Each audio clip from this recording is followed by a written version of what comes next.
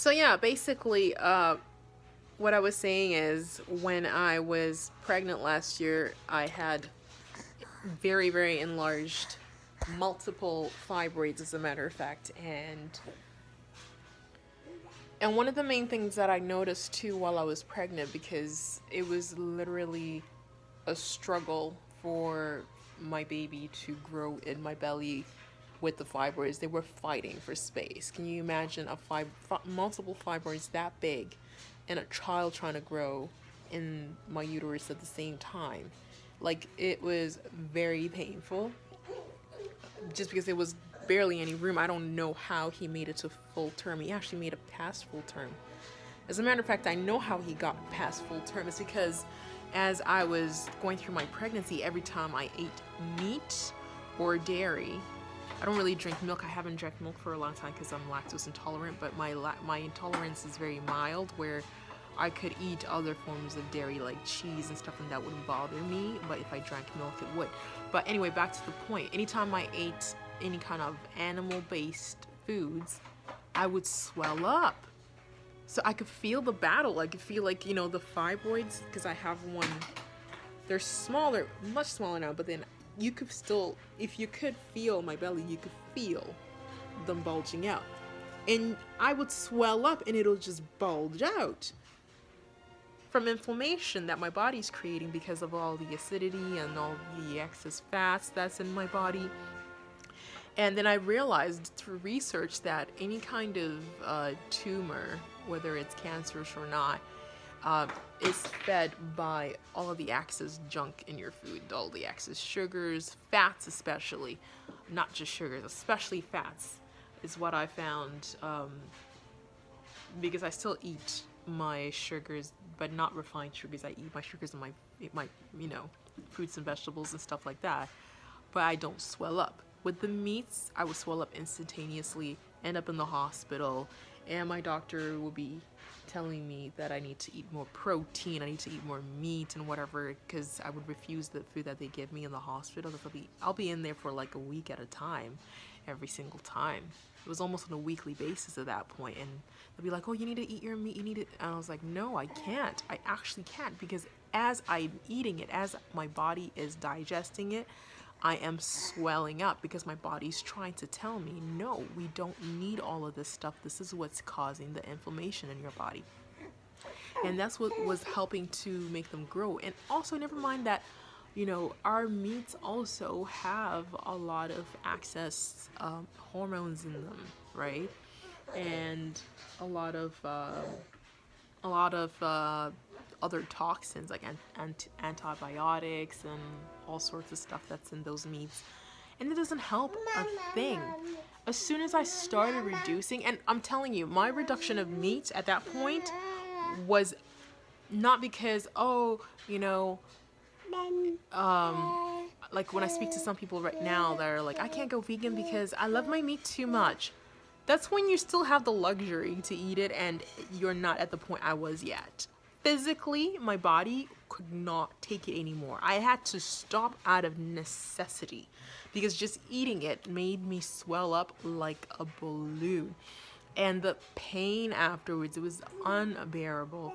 And I noticed that once I started cutting it out by necessity again, because I needed to, my pain started reducing, my swelling up, my episodes in the hospital started reducing. So I kept that up for a while, and I tried to find other ways. That's when my journey to veganism started, where in my head I wasn't saying, oh, I'm gonna go vegan. I was just doing what I needed to do to survive and to make sure that my baby survives, because I was so stressed out, and I was like, something has to give. Something really has to give. So that started my journey where I was, making green smoothies and stuff, and cooking like plant-based soups and stuff like that, and eating that. And also because of some of the medication they gave me, I ended up with irritable bowel, so that pushed me even further to do more. You can see all of this, like videos from before. Go back to last year, you'll see all of the the foods that I was making when I had irritable bowel and when I was vegan, when I was pregnant with fibroids. And that's the only thing that really made the biggest difference and allowed me room to make room for him to grow. Because after that, my fibroids started shrinking, and not only shrinking, but degenerating, breaking down. And even though it was a painful process, it was a relief that even if I'm in pain right now, it's pain that's leading me to a better place and not to, the worst. So by the time I had him, I was like, my mind was made up. Like, I already seen what food can do. And food can kill you, or it could be your medicine. It can heal you. And I had already started the journey of healing with food, so I was like, I need to continue this. Luckily enough, my husband Devin jumped on board, and he was like, we're going vegan. Just like that. And I was like, oh, okay. So we went vegan almost like cold turkey overnight. And because he's so good at putting meals together and cooking, and he's so creative, he's so good at looking for, these recipes and whatever. And he was doing most of the grocery shopping anyways, because I was like in bed with a C-section. So it was like amazing. It was like, if you want to call it a miracle, that he decided to go vegan at that point. And started buying vegan food and cooking vegan meals, and I feel so much better. I feel so much lighter, and I'm continuing. It's been 10 months. I'm continuing to feel so much better and so much lighter. And I think back to the time where before I was pregnant, I've never had a child before. He's my first child. And my mom was even telling me, like, you look pregnant. And I wasn't pregnant at that point. She was just telling me that, whoa, those fibroids are getting big. You're starting to look like you're like 3-4 months pregnant. And I was like, oh my gosh. And now, as a mom who's just had a child 10 months ago, if you see my belly now, it's actually better off. It's actually smaller than how it looked like before I got pregnant. Look at this. A lot of people are like, it doesn't even look like you had a baby. To be honest with you, the little bulging you see right here are my fibroids. I can actually feel them. Obviously, there's still some bulging there, which is expected. A lot of women I know who had children still have some excess fat there, but I was never someone to carry a whole lot of excess fat to begin with. I'm kind of a small figure person. I have a high metabolism. So, before I got pregnant, I never thought, when I saw the state of my, like, how swollen, how huge my belly was with fibroids, I never thought that my belly would ever look like this again without surgery.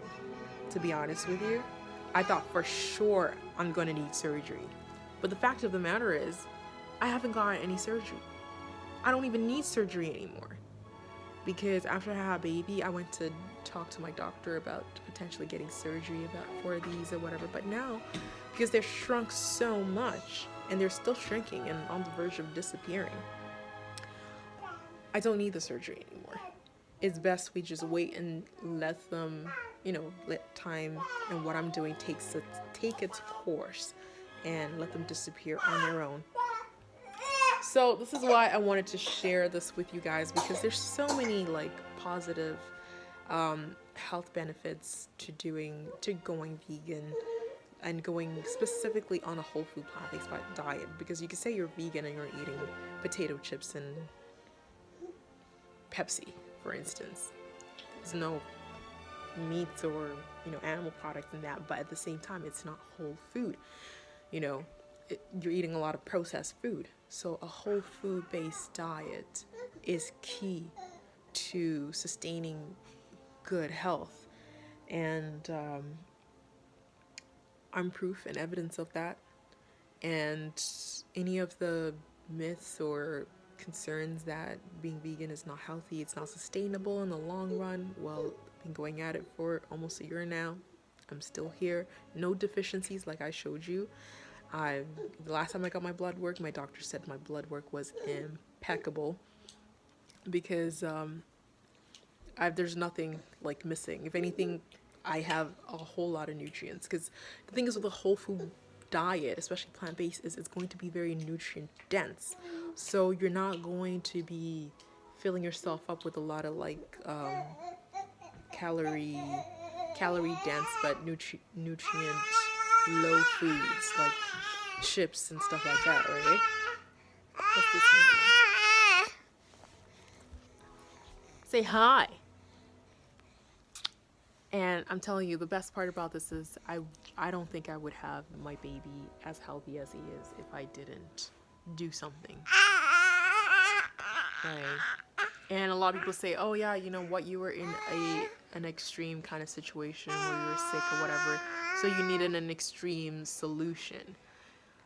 I used to think that. I used to think veganism was extreme until I did it, and then I realized, you know, watching family members and people around me go through like triple, double, triple bypass surgeries and stuff like that, that no, you know what? That's what's extreme. Being so blind to the fact that your food, you keep eating food that ends you up getting your chest cracked opened up, and a vein taken out of your leg to bypass your heart, your arteries. How much more extreme can things get? And that's from your food. A lot of people start to say, oh no, it's genetic for a lot of people. No. These days, the rates of heart disease are going skyrocketing. Diabetes skyrocketing. It's not genetic. Genetics only makes up actually 3% of your illness, disposition to illness. Everything else you can control with diet. But our standard American diet is not designed to help you know, eliminate or reduce your chances of those illnesses. If anything, it does the exact opposite. It raises them. So to be honest with you guys, we need to do better.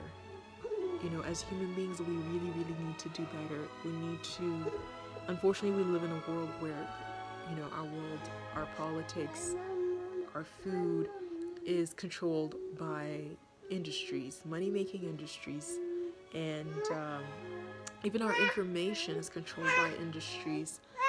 Individuality is not as common anymore, because if you really think about it, just go on Instagram, for instance. You think those kids are individuals? No, they're just products. All of them are becoming products. He wants to be in the vlog. Hi. This is why I don't do a lot of product-based vlogs, because most of my vlogs are either to help people directly with experiences like fibroids and stuff like that, or to create memories for my family. This is basically my whole reason behind doing vlogs. I want to make memories that I can look back and remember, you know, and in the process, if I can help one or two people, that's fulfilling enough for me. I don't need to push, you know, multi-billion-dollar or million-dollar corporations' products. They have enough marketing to do that for themselves. So basically, yeah, that's my rant. I know it's been long, but I think it's been absolutely necessary to discuss these things, because these are things that are not discussed very readily. So I just wanted to add my 2 cents into that. Say bye. But people try to have a peachy day, and remember to always do things to empower yourselves. Right? Yes, self-empowerment. We're all about self-empowerment.